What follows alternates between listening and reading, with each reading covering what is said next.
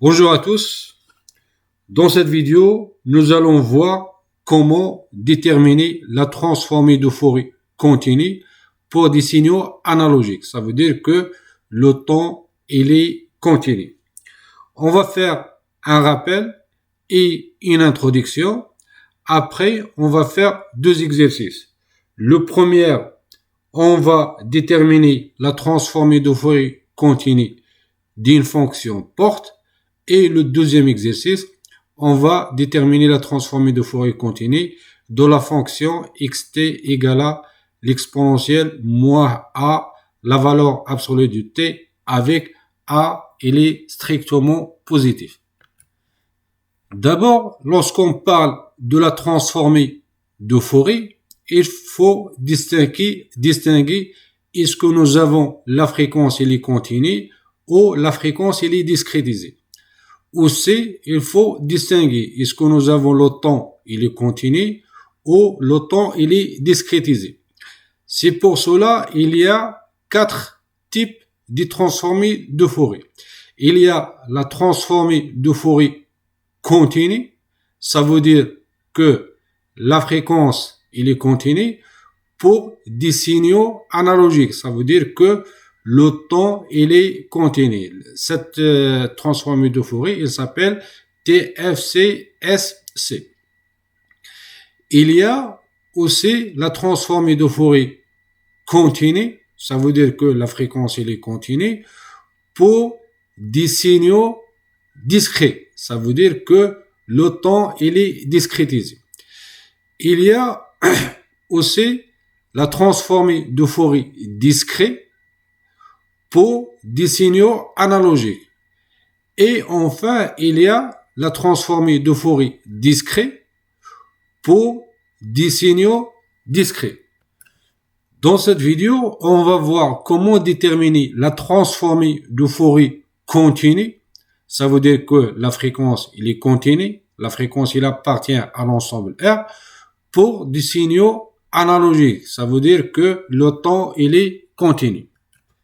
Si j'ai un signal analogique et ce signal, il est l'entrée d'un échantillonneur de la période d'échantillonnage TS ou de la fréquence d'échantillonnage FS. À la sortie de cet échantillonneur, je vais trouver un signal qui est discret, XN ou XNTS. Si j'écris XN, ça veut dire à l'instant NTS. Et c'est le temps, il est continu. Et c'est le temps, il est discrétisé. Si je vais appliquer cette relation, je vais obtenir la transformée de Fourier continue parce que nous avons oméga ici, c'est une valeur qui est réelle et appartient à l'intervalle moins P, P. Et on a déjà démontré ça dans des vidéos précédentes. Donc, je vais obtenir une transformée de Fourier continue, mais pour un signal qui est discret. Si je vais appliquer cette relation, je vais obtenir l'inverse. Ça veut dire que j'ai déjà la transformée de Fourier continue et je vais obtenir le signal qui est discret.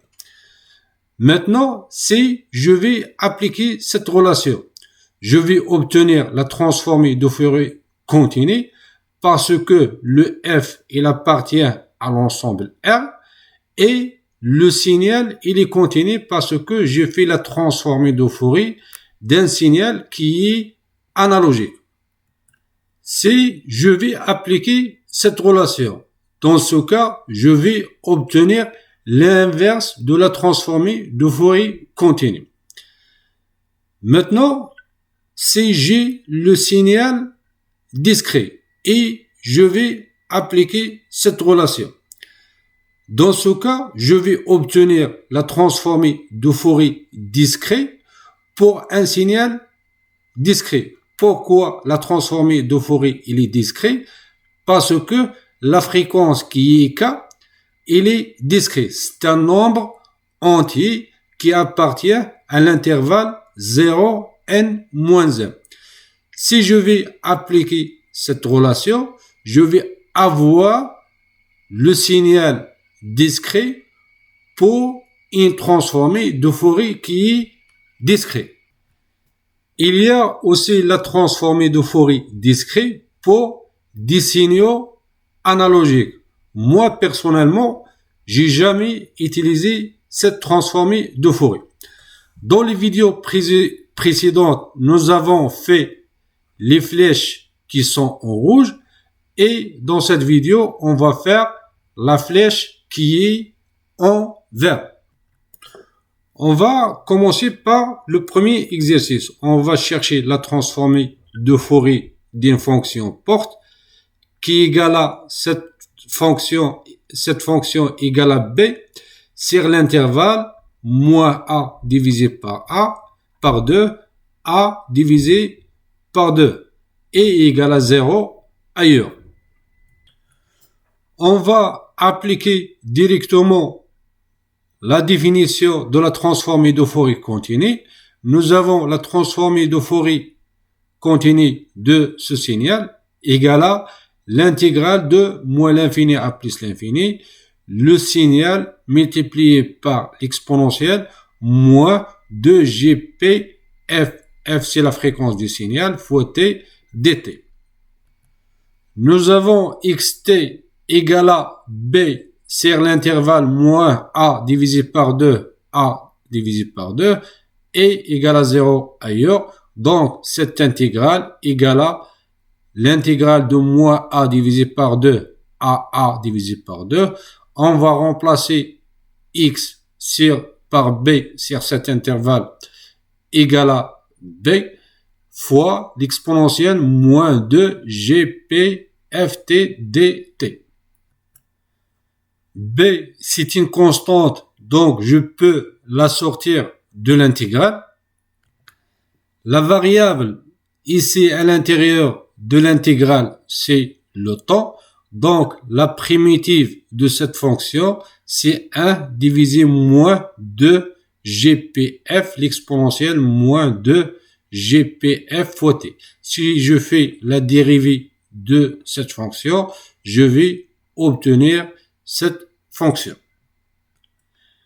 Cette valeur, c'est une constante parce que ne dépend pas de t, donc je peux la sortir entre crochets. Donc, cette expression, elle devient égale à b divisé par cette valeur et entre les crochets, nous avons l'exponentielle moins 2gpf fois t. Nous avons cette expression égale à cette fonction en remplaçant t par a divisé par 2 moins cette fonction en remplaçant t par moins a divisé par 2.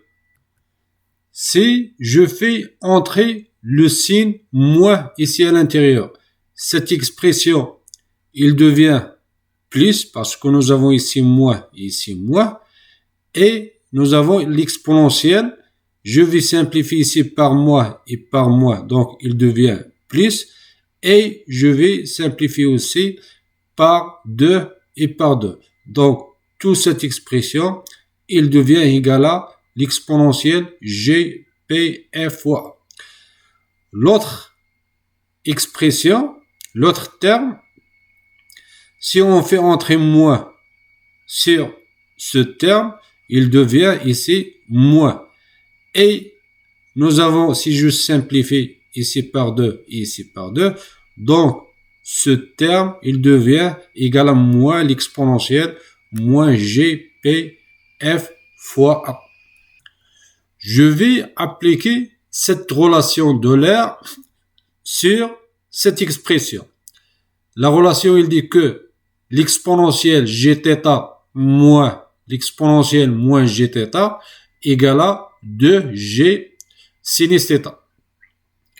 Qui joue le rôle de θ, c'est pfa. Donc, ce terme égale à 2g sinus pfa. Si je simplifie par 2g ici et ici, je vais avoir que f égale à b sinus pfa divisé par pf. Si je vais multiplier ici par a et ici par a, je vais avoir que la transformée de Fourier continue égale à a fois b sinus cardinal pfa. Pour le deuxième exercice, c'est de la même façon. On cherche la transformée de Fourier de signal xt égale à l'exponentielle moins a, la valeur absolue de t, avec a, c'est une valeur qui est strictement positive. Donc, on va appliquer la définition, la transformée de Fourier continue de ce signal, c'est égal à l'intégrale de moins l'infini à plus l'infini, xt, l'exponentielle moins 2g pft dt. Nous avons xt égale à l'exponentielle at, si t il est négatif, parce que si t il est négatif, nous avons la valeur absolue de t, c'est moins t, donc xt il devient égal à l'exponentielle at, et si t il est positif, xt égale à l'exponentielle moins at. C'est pour cela on va diviser cette intégrale en deux parties. On va appliquer la relation d'Euchel. Cette intégrale égale à l'intégrale de moins l'infini à 0. Xt, on va remplacer xt par l'exponentielle at, plus l'autre partie de l'intégrale de moins l'infini de 0 à plus l'infini, et on va remplacer xt par l'exponentielle moins at. L'exponentielle at multiplié par l'exponentielle moins 2g pft égale à l'exponentielle at plus ce terme, et on va factoriser par t. Donc, ce terme, il devient égal à l'exponentielle a moins 2gpf fois t. Et l'exponentielle moins at fois l'exponentielle moins 2gft égale à l'exponentielle de ça plus ça, et je vais factoriser par t, donc je vais obtenir l'exponentielle moins a plus 2gf pf fois t. Nous avons la variable à l'intérieur de ces deux intégrales, c'est le t. Donc la primitive de cette fonction, c'est 1 divisé par cette constante multiplié par cette fonction. Et de même, la primitive de cette fonction, c'est 1 divisé par cette constante multiplié par cette fonction.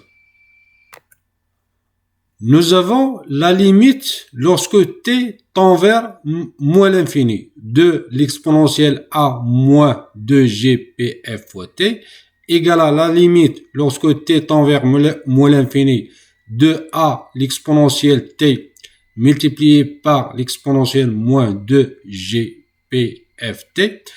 Nous avons l'exponentielle de at.